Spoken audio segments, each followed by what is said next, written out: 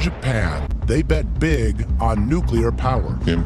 We blindly believed nuclear plants were completely safe, immune from accidents, and the cheapest source of energy. But the meltdowns at Fukushima Daiichi changed everything.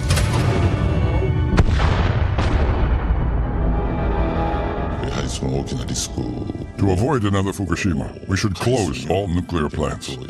How will we power the planet without wrecking the climate? If you really do wish to do something about climate change, nuclear is the path. We don't use nuclear because we got freaked out in the 70s.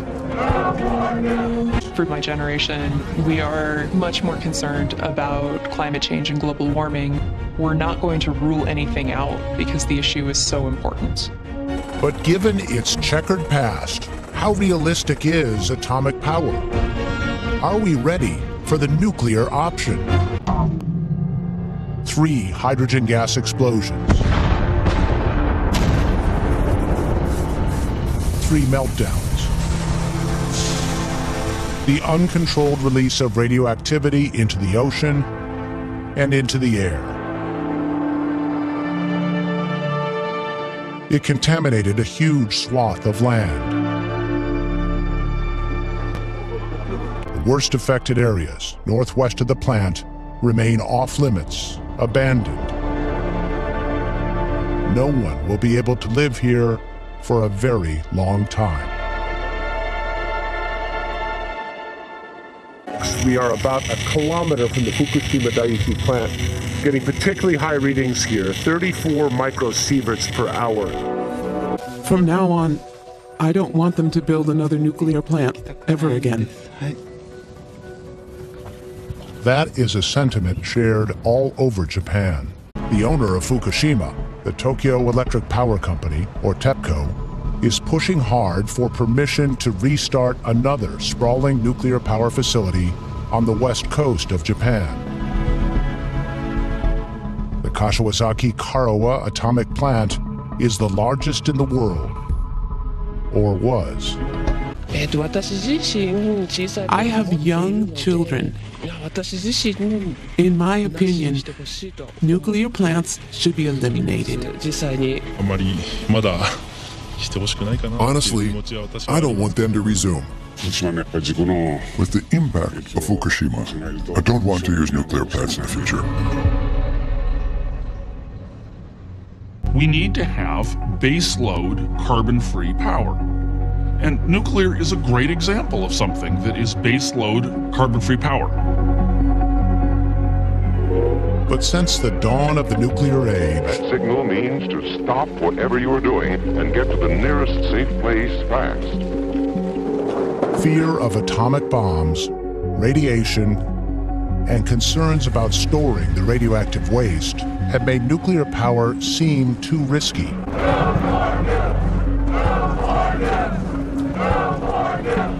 Fukushima is a lesson in what happens when these hypothetical risks become all too real. It was one of the largest nuclear power plants in the world. Today, it is still a busy, crowded workplace, but now a dangerous decommissioning site. Radioactive contamination has gone down, but not nearly enough to dispense with the Tyvek suits, 3 layers of socks, and gloves, and full-face respirators. The biggest challenge is that we've never done anything like this. No one in the world has this experience, to generate electricity with nuclear power. That was our purpose in life. So when it comes to decommissioning work, I feel there's a bit of a dilemma, like, what is our goal here? And we still need to decide what we're going to do. For that, we need to rely on the knowledge of people around the world. 3 Mile Island Unit 2, after it melted down in 1979, releasing a negligible amount of radiation into the atmosphere. There's a lot of similarities between TMI and Fukushima, and there's also a lot of differences. Fukushima is much more complex, the damage is much greater, there's 3 melted cores. But the fundamentals of how you address this and how you recover are similar.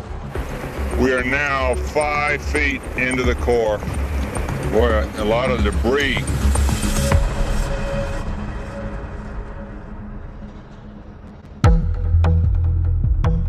So where is the melted fuel at Fukushima? It quickly boils away, exposing the fuel, and it melts, turning into radioactive magma. Engineers have sent robotic cameras into the containment structure to try to get a glimpse. But the cameras quickly fail after they are bombarded by radiation. Answering the question won't be easy. It's just too hazardous to get anywhere near the melted fuel. At Fukushima right now, the most urgent problem is water. A steady torrent of radioactive water. The plant is wedged between a mountain range and the Pacific. When the rain falls, it flows toward the ocean on the surface and underground. The earthquake on March 11, 2011, created numerous breaches in the basements of the reactor buildings. To keep the melted uranium cores cool, TEPCO pumps in 100,000 gallons of water each day. The water touches the core, becomes highly contaminated, and flows out through these penetrations that are leaking onto the floor of the reactor building. That's where it mixes with groundwater that has seeped into the basement. 100,000 gallons of water is contaminated each and every day. To keep it from leaking into the ocean, they employ a network of pumps, sending the water through a series of huge filtering plants that use various types of fine-grained materials that naturally attract and bind with radioactive elements. They remove cesium, strontium, plutonium, and about 60 others. All that remains is a radioactive form of hydrogen called tritium. So they're going to have to release it. Dangerous as that may sound, scientists say the risk is relatively low. Tritium was not released in very high quantities from Fukushima relative to what we released in the atmosphere in the 1960s when we blew off hydrogen bombs.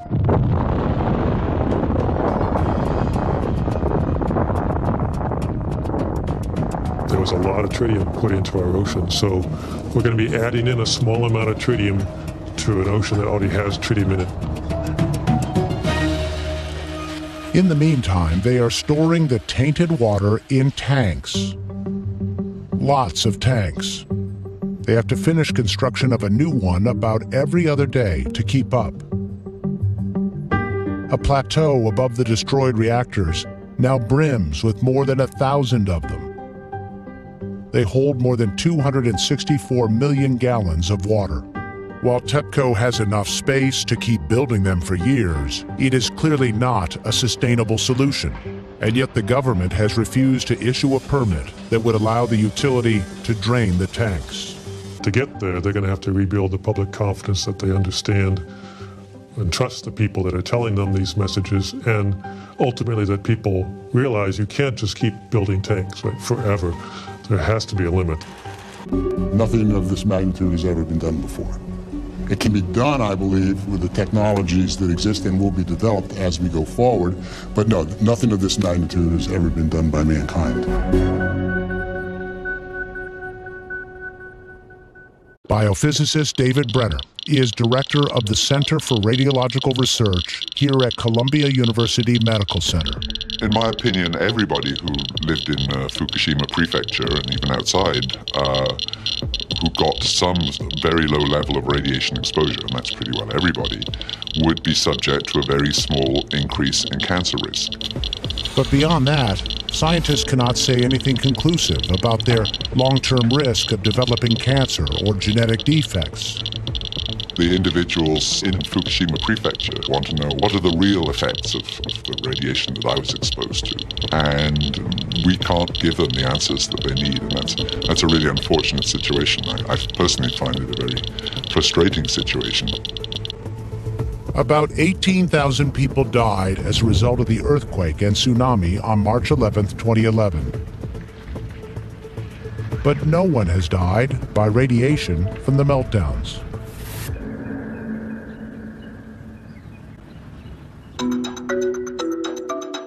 So is the lesson of Fukushima to stop or to build better, safer nuclear plants? I think the right interpretation of the accident at Fukushima is we should go all out on nuclear innovation. In all, there are about 450 nuclear reactors generating 11% of the planet's electricity. But now, more than 20 years later, the intensive search for carbon-free power is prompting a fresh look at new nuclear technology.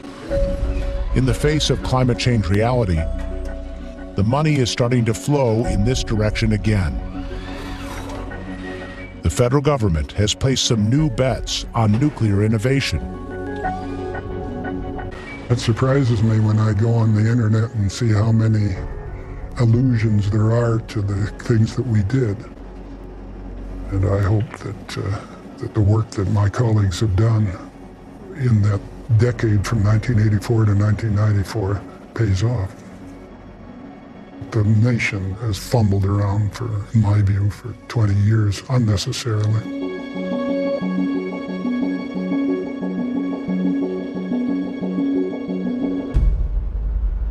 But now Chuck Till's vision may finally be gaining some critical mass. I'm going to talk today about energy and climate. This time, one of the drivers for nuclear power technology is not an admiral, but rather a captain of industry. And so what we're going to have to do at a global scale is create a new system. Microsoft founder Bill Gates is among a handful of entrepreneurs with seemingly bottomless pockets, making big bets on nuclear power. At a TED conference in 2010, he publicly announced he had co-founded a company called TerraPower. Nathan Myhrvold and I actually are backing a company that perhaps surprisingly is actually taking the nuclear approach. His partner is his former chief technology officer at Microsoft, Nathan Myhrvold. When we first started investing in TerraPower and getting it going, we had a lot of people come and look at us, kick the tires. That was the era when Silicon Valley was into clean tech. And they all said, oh my God, this is risky. But Bill and I thought that it being risky doesn't mean you shouldn't do it. In fact, perversely, that's exactly when you should do it. It's when everybody else says, no, I can't do it. It's something that is a risk that's not for the faint of heart. I think a lot of it might just be the changing demographics of nuclear engineers, that now there are a large number of young nuclear engineers who think, I have a really good idea, I'm going to flesh out this technology, I'm going to raise some funding, I'm going to see if I can do this on my own. Atomic power doesn't carry the same stigma for them. They are more concerned about powering the planet while addressing climate change. She was a grad student on the day the tsunami hit Fukushima. It was especially shocking to me because when I first heard the news, I thought there are overblown media reports, but I trust that everything will be okay. But it went orders of magnitude beyond what I had thought the worst-case scenario accident was going to be. And yet she didn't waver in her goal to build a new kind of nuclear power plant. It made me want to work even harder on developing newer types of reactors that don't have the same cooling requirements and that are even more robust in the case of even more extreme accident scenarios. If you're concerned about climate change, you need to be open to nuclear power. I think that there's no way that the world will meet its carbon reduction goals without including nuclear in the mix. Is it time to rethink the nuclear option? The fate of the whole planet depends on us renewing our energy system with renewables and with nuclear. And if we step back from that, we are going to create a tremendous problem for future generations.